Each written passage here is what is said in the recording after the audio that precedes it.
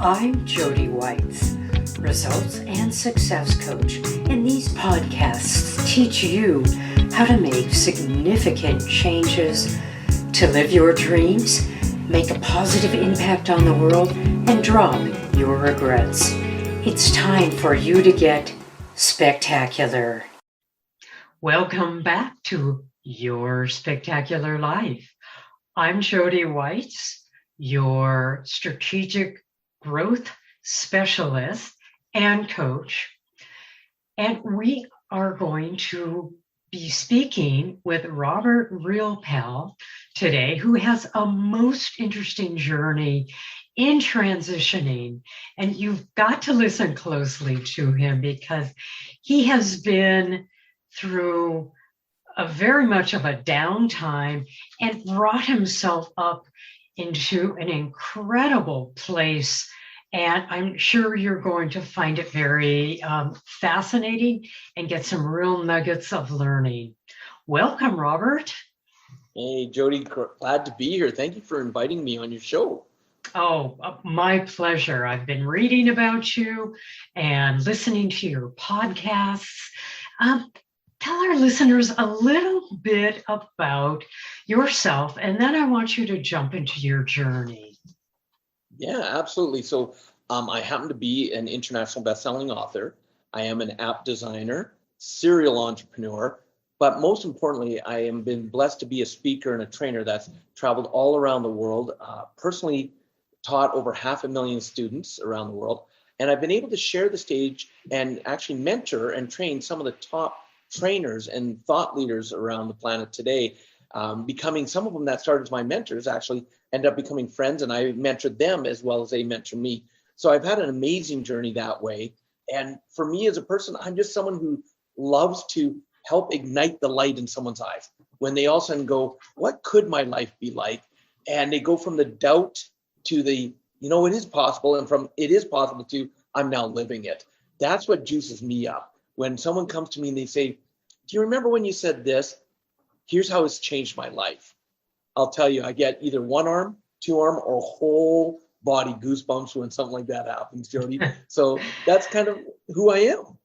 I love it. And, what really speaks to me well and how you've really touched people's lives is most of your students that you've mentored have become your friends.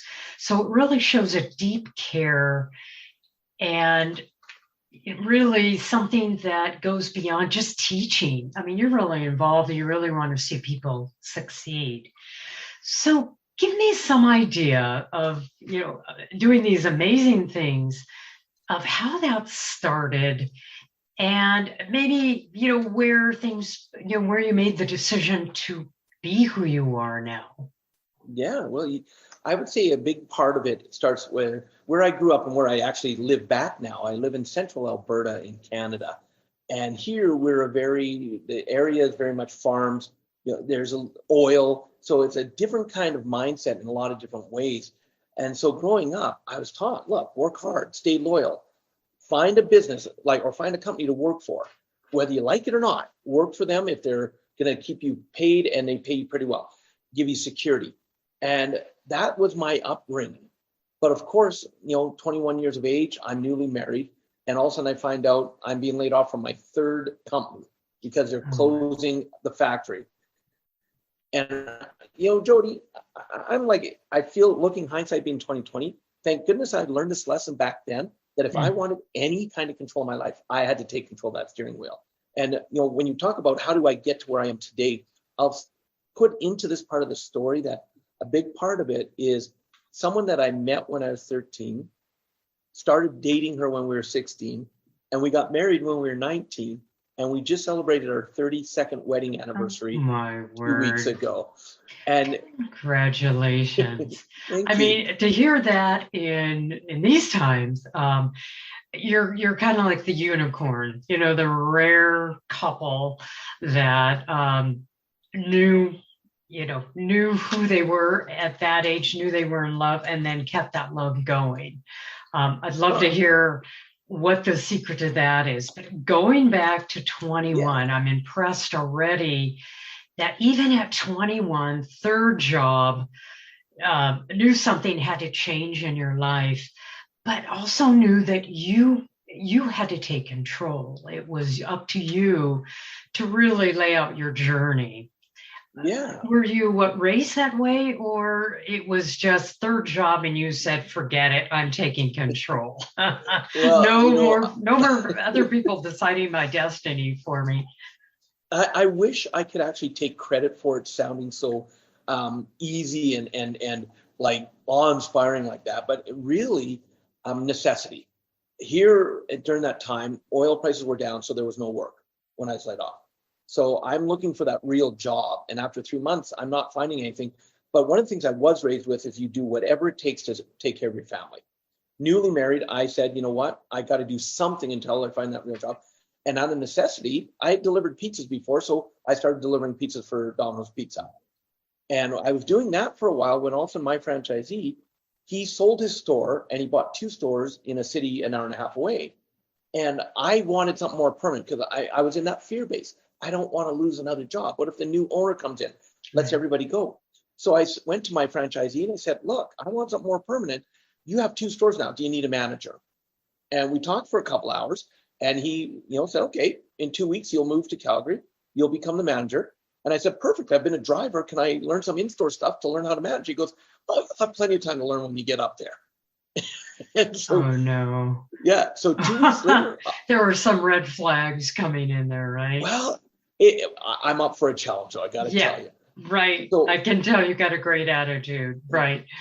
I got a hold of an aunt and uncle that lived in the city and said, look, I'm moving up until we can find a place to rent here. And can I live with you guys? And I'm not going to be around. I'm going to be working all the time. And so 2 weeks later, I moved up and I started managing. It took about a month for my wife to pack up and come up on the weekends. We looked for a place to live. Then she moved up. And next thing you know, she ends up becoming my assistant manager because we've always worked together. And so she becomes my assistant manager and we go into our programming. We start working hard, open to close 7 days a week. And we've been doing this for just over a year. I'm now qualified to be a franchisee because in Domino's Pizza, you couldn't just buy a store. You actually had to successfully manage a store for at least a year, meet a lot of criteria, and then you were given the right to be a franchisee. And so I was now qualified, but fear came in again because now my franchisees decided he had made a bad move going from 1 great store to 2 stores that were mediocre. And he decided, I'm out of Domino's Pizza. I'm selling my stores. And we knew by this point, new owners, the first people let go are the managers. Even if no one else is let go, the managers are. So out of fear, we're like, okay, we got to become franchisees. We got to buy the store we're in. But we had one little problem, Jody.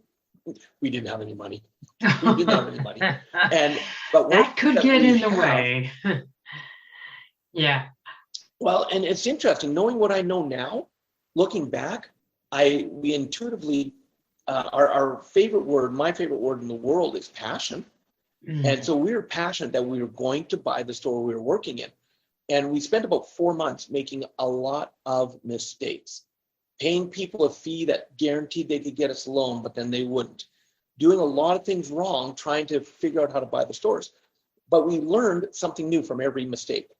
And at about 4 months in, we ended up being able to actually buy both of his stores, become franchisees, and we did it with no money of our own. My goodness. And congrats. all of a sudden we were like, and it was like, okay, this is cool.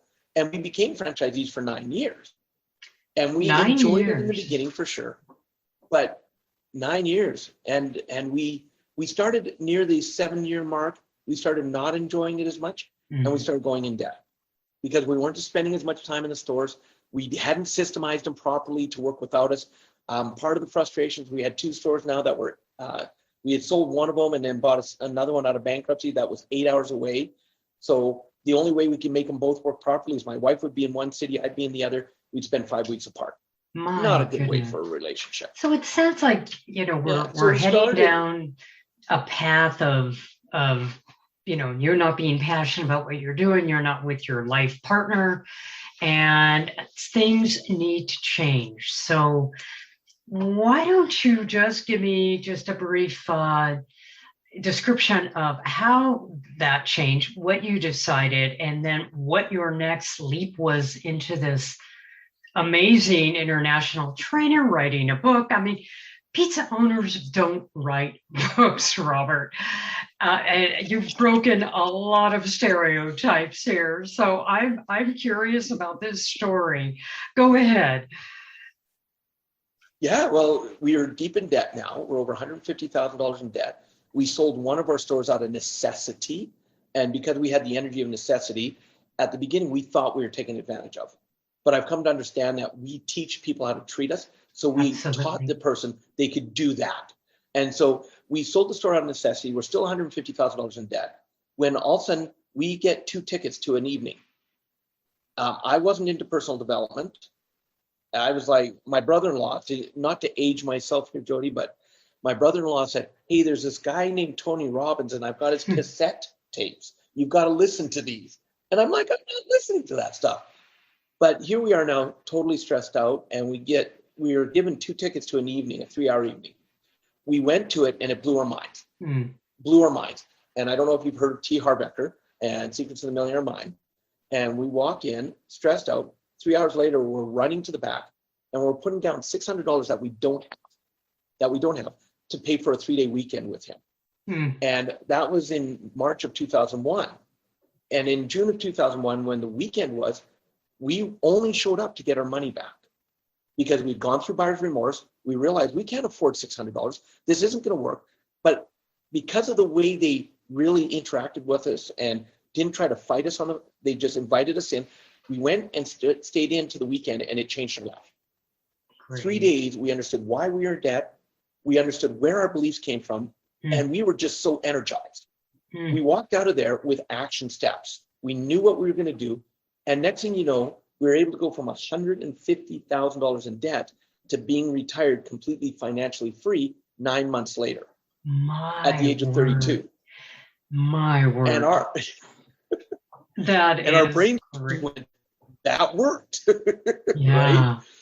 So it really, go ahead. Go ahead. No, it really sounds like, well, I mean, what a great moment that you had with this big, huge aha moment.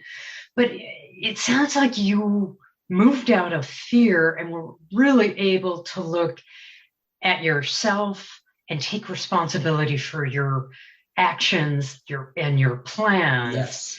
And how did you and your wife get committed to that? Because I know with a lot of motivational speakers, it's great to get hyped up, and you're waving your flags, you're jumping up and down, and the next week when you're home out of the seminar, you fall into that same pattern. So just give me a light overview of what you did that was different and that incredible 9-month turnaround. Well, first of all, it was the commitment. We went from playing poor me and victim to taking ownership. We're the ones that created this situation, and we're the only ones that can get ourselves out. And so we then started investing in ourselves because we realized if that little bit of information gave us great results. And part of it was we had way more expenses than we should have had. Jody, we wanted the instant gratification. We had all the toys. And we realized that's what was causing the problem because we had never heard of what was called passive income. So we didn't have any. And we have a ton of expenses. So we'll have to work the rest of our life that way. And so we made some hard decisions. And we started thinking long term. What is it we don't need in our life right now that if we were to sell it and get rid of the expense, it would allow us to get to financial freedom quicker? And as we did that journey, we saw how it was working. I also started tapping into my passion that this is what I wanted to do. Like it was like everything lined up that if I could even help one person go from being deeply in financial debt to being financially free, it would make it all worthwhile. And I knew I wanted to be a trainer. And as we saw what learning was doing for us, my wife and I, the moment we became financially free, we spent the next 2.5 years learning from every master that we could. We dove deep. We started investing in ourselves because we realized that's the one investment that you'll never lose out on. And I'm a big believer, don't just learn one way. Don't just learn from one person. You can take nuggets of gold from every person, even if you go, oh, that was a terrible, training, or I don't know, look for one thing in it. Take one nugget of gold out of it, and I'll make it all worthwhile. And I ended up for 2.5 years, not only did we learn, but because we were financially free, we started giving back. And here's a secret to the journey for your listeners. I know I am a world-class procrastinator. I know that about myself, and I own that. So instead of trying to say, hey, it's not true, you're not, come on, I knew I could create situations where I didn't have the time to be procrastinator. So not only were my wife and I now financially free, but we, for the next 2.5 years, volunteered at as many events as we could, A, to give of service and B, give back, but B, knowing the more we were in that energy, we were in 38 events a year. How many we events? We had no choice but to stay in a higher vibration. Yeah. How many events? 38. Nice. Now, going back, I love this story because, and especially when you said the most important thing is investing in yourself. And you did that for 2.5 years, pulled yourself out, learned from even the smallest strip or bit of information, went into your full self. And that's really impressive because it sounds like you and your wife were really hungry for learning. And this was something that really did ignite your passion. World-class procrastinators and got yourself financially free. How did you, just for the listeners, that perked up my interest. Can you tell our listeners about becoming less of a procrastinator and more of a doer? What is your secret? Yeah. It's a quote I came up with just a little while ago that says this: design your day in such a way that procrastination cannot play. And here's what I mean by that. See, I know that if I give myself time where I don't have to be up at a specific time, I'll sleep in. I'll find a reason to just hit the snooze button one more time. So on purpose, I book my meetings, schedules, everything early in the morning. So that because when I commit to someone else, and this is what happens, you notice we're easier to keep our commitments to others than we do for ourselves. Absolutely. And so I will then sit there, and when I do my schedule, someone will go, well, and I've got time zones all over the world working with students now. They go, oh, is 6 a.m. too early? I was on my first call at 6 a.m. this morning. My goodness. And so it's like I'm up, because the moment I'm up, I'm going. Now, I've learned to not get burnt out. I don't get upset if I take a power nap in the afternoon, because when I do, like, I talk about things called like the 4 phases of life that people are constantly going through. And one of those phases is called the energy phase. And when I'm in my energy phase, that's a productive phase. That's the time to get stuff done. And if I'm in a production day, I can go 16, 18, 19, 20 hours. So I make sure I have the balance pieces so that when I do a long day like that, I'm still taking care of myself. I don't burn myself out again. Because I'll tell you, Jody, I've gone through burnout in a number of ways over the years. And so I've really been paying attention to what's working, what's not working, what would I do different? Because if I don't take care of me, how can I expect to be able to help others? And so, those are and all the stuff that the vibrant life I have today is because my wife and I put the work in, and we've made mistakes, we've made corrections, we kept going. And you've also listened to your own rhythms and your own energy cycles and your own need for rest and restoration. And that is key with having and fitting in a full day. But I think that's a beautiful statement, a booking, knowing that you're going to show up for others much more than you're going to show up for yourself. Knowing that about all of us, you book first thing in the morning, and that gets you going. And that's a great tip for a lot of people, to not just leave the alarm clock off, to just sleep in and wake up groggy and have nothing to go to. That is key. Yeah. So yeah, it absolutely is. Yeah. So I just want you to what is one of the best things in that 2.5 years, besides getting all these nuggets? What kept you on track? What kept you on the path of continual learning, other than enthusiasm and excitement, which I'm feeling you have in spades, Robert? Well, I still have the hunger for learning. So even though I've been blessed to travel around the world several times teaching, I'm a student as much as I can as well. I love to be in another audience. I love to listen to podcasts. I love to be that student, because one of the things I've learned along the journey is the moment I think I know everything, I'm done. I'm done. And so like even how we connected, you and I connected to be on this show. I've met so many amazing people. And those are who you surround yourself is another key. Here's a practical skill for your listeners.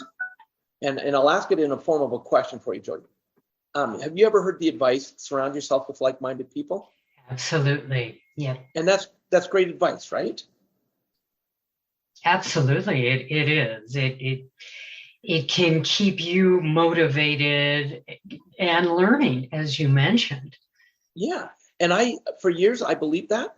For years, I would tell my students from the stage, how many of you feel blessed to be in a room of like-minded people? And they'd be all, yeah. But then right after COVID started, a mentor of mine put it into a whole new perspective for me.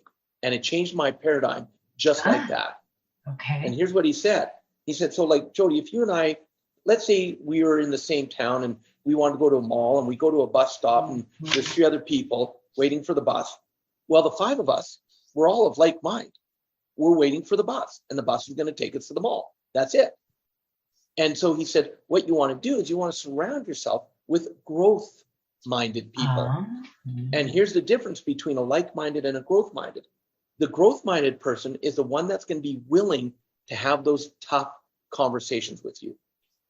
That maybe they'll be there to be your greatest praisers and great job, you're doing awesome, but they're also going to be the ones that are willing to kick you in the ass when you're playing too small or when you're in your own way. And so, I referred to earlier, I have no problem admitting that I would not be here doing what I do today, being where I am today, if it wasn't for my wife. Because with my upbringing, you didn't think outside of that box. It was, here's the way you do things, that's it. But she's such an outside of the box thinker that she's not willing to let me play smaller than I am.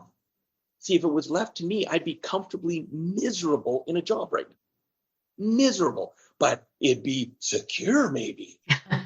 Right. And so it's a gift that she gives me, and it's a gift that I give her as well. Because if you have people in your life that are willing to sit there and say, hey, great job, and or look, that was a kind of a jerk move, or why are you not stepping up? Because, a question I was asked a few days ago, what is one of my biggest things that sabotages my success? And for me, self-doubt. And so how do you recognize that you are in self-doubt? And then what do you do to quickly flip that around? Well, because I'm so self-aware now, for me, if I don't catch something in the first few minutes, then, that's odd. But if I don't catch it, my wife will. And I'll give you the example. I took 3.5 years off, as we were talking about earlier. And when I was getting ready to prepare for my very first training, after 3.5 years, my wife comes up, she goes, what's the matter? I'm like, nothing.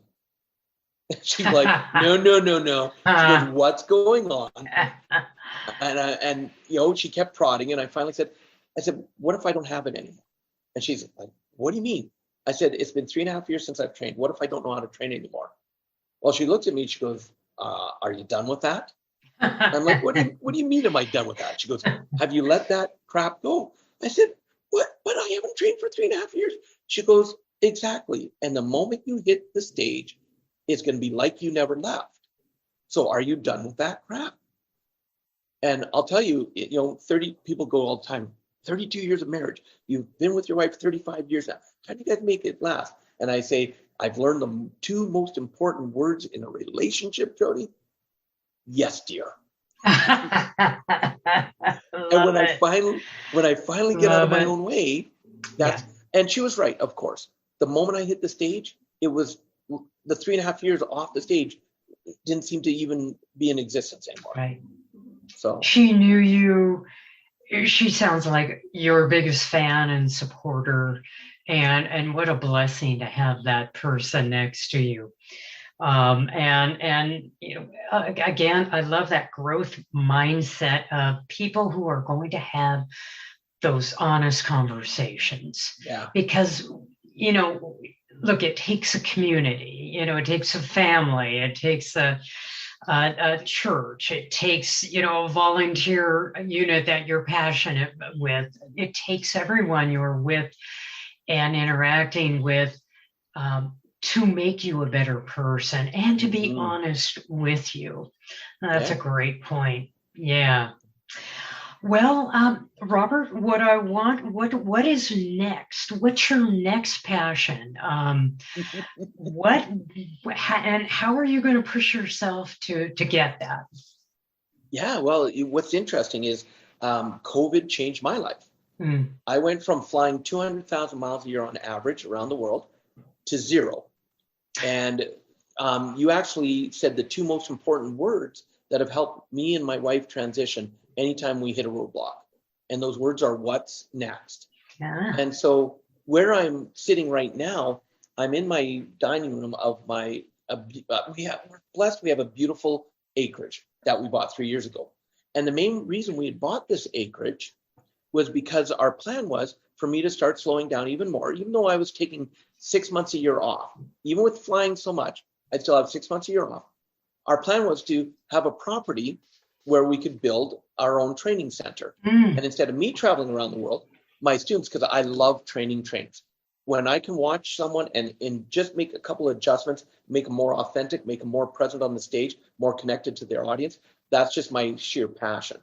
And so when COVID shut me down, March 10th, 2020, I landed back in Canada from doing a 3-day training in India.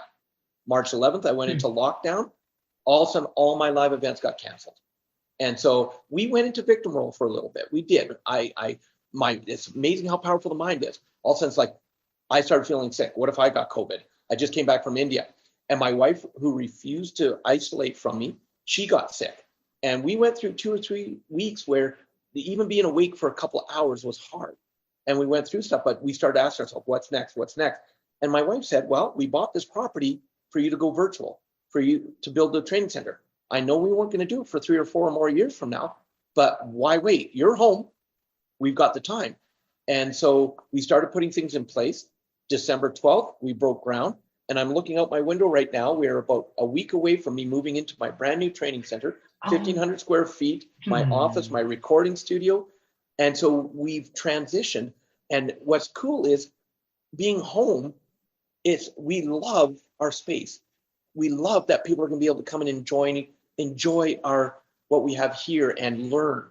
So, you know, it's just what's next. And keep asking yourself that, and then make it a little adjustment, because the world will throw you curveballs.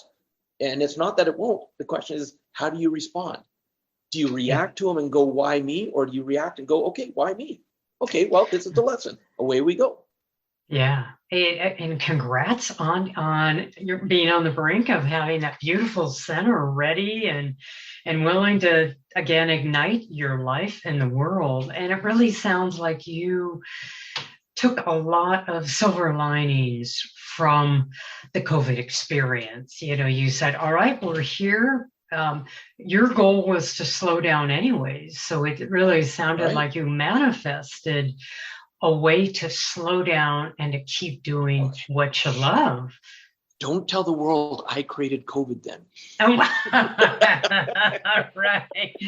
You just blew past it and said, we're not going to be victims. We are going to, again, just like a 21-year-old, I'm going to take charge. I'm going to be responsible, and I'm going to do what I continue to love to do. And I'm going to figure a way around it. Yeah. So congrats. That sounds wonderful. And Robert, I love empowering people. Yeah, I love empowering people. And one of the things I tell all my students, especially in this time, is one of the practices I love to do and it empowers me, is I reach out to 3 different people a day and I ask them 3 simple words.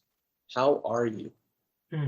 Because, social distancing, I believe, is the worst thing they could have called it. Physical distancing, sure, to keep safe, but now more than ever, we need to be social. And how many people are missing that interaction? And, I do it without attachment. I do it out of genuine to connect with the person. How are you? And one of the biggest blessings of this whole thing that the world's gone through is I've had more deeper conversations and connections with people than I've been able to have in years because I was always busy. And having those connections and conversations, that's what really gets me going, wow. And I go, last Thanksgiving, we went around the table. What are you thankful for? And I said, I'm thankful for COVID. And the rest of the family looked at me and they're like, what? And I said, because of the connections I've been able to now have that I haven't had in years. And I feel so blessed because of that. Yeah. And again, we were speaking about your deep relationships with some of the people, your students that you work with, and that really, I'm really feeling that thread through your work with family members, friends, community, in asking how they are. And again, I agree with you. COVID allowed us to stop and to really think about, is our life working? What would we do to change it? I've worked with so many people who have done resets, pivots, and it's been great. And I don't want to say great for everyone, but it's allowed us to get off the working treadmill and to think and just to take that time. And that's been wonderful. Well, Robert, what I'd like to do is ask, first of all, how people can contact you. And, I want you to also tell them about your podcast, because you've got some real nuggets and jewels of learning on there. And let's start with your website. And I need your spelling for the listeners. Absolutely. They're going to want to get that. Yeah, they can go to Robert Riopel, which is, so Robert, Robert, and then my last name, Riopel, RIOP as in Peter, EL.com. And that'll take you to for more about me. And what's cool is you can also follow me. Just put my name into Facebook. I have a fan page you can follow. My podcast that you mentioned, it's interesting. I haven't recorded an episode in a couple of years, but it was me traveling around the world just putting thoughts down. And that's why of the 104 episodes, only about 3 of them were actually interviews. The rest are me doing 5 or 10 minutes of here's what's in my mind. And I'd be in a hotel room somewhere in the world and I'd do 3 or 4 of them in a row because I'd have some time in between trainings. And it's called Success Left a Clue is the name of the podcast, which is the same title as my first book. And what I would love to do for your listeners, Jody, is for having me on your show, I'd love for them to be able to get a copy of my book, the ebook version, as our gift to them. Oh, how generous. Thank you, Robert. How can they do that? Well, they're going to go to robertriopel.com to get it, but it does come with a caution. You see, the book is not just a book you read. Because I go through 6 steps in the book on how to create the life that you truly want. And step number 3 is action. And a lot of people don't take action. That's a big difference between success and non-success. And so the way I wrote the book is it's a workbook. You'll go through and then I'll say, here's the action step. Do not read any further until you complete the step. And then the next chapter starts with, did you complete the last step? If not, go back and complete it now. So it does come with that instruction that it's an easy read. Don't just pick it up and go through it, read it, and then put it on the shelf and make it shelf help. That's not going to help anybody. Shelf help, I love that. So I want them to do the action steps, because if they do, I guarantee you it will make a huge impact in their life to really designing their spectacular life that they want. And the reason I wrote the book is because it's what I needed in my life and what I did to create the life I have, if that makes sense. That makes a lot of sense. And I am glad you pointed out that action steps, I always say without action steps, a wish is simply remains a wish and a dream. Great to have, wonderful, but recognize it for what it is. Yeah. Well, Robert, it has been an absolute pleasure having you on. Your energy is infectious, and I love hearing your story. And I invite everybody to check out Robert's work and get started on his workbook and making those changes. Thanks, Robert, so much. Oh, my pleasure. Thank you for having me here. All right, take care. I'm so grateful that you've listened to the end of this podcast. Please subscribe, rate, and review it, and share it with your friends. I love teaching insights so that you can have a more impactful and meaningful life. It's my mission to build a thriving community of happy, fulfilled people. Want more? Visit my website at yourspectacularlife.com.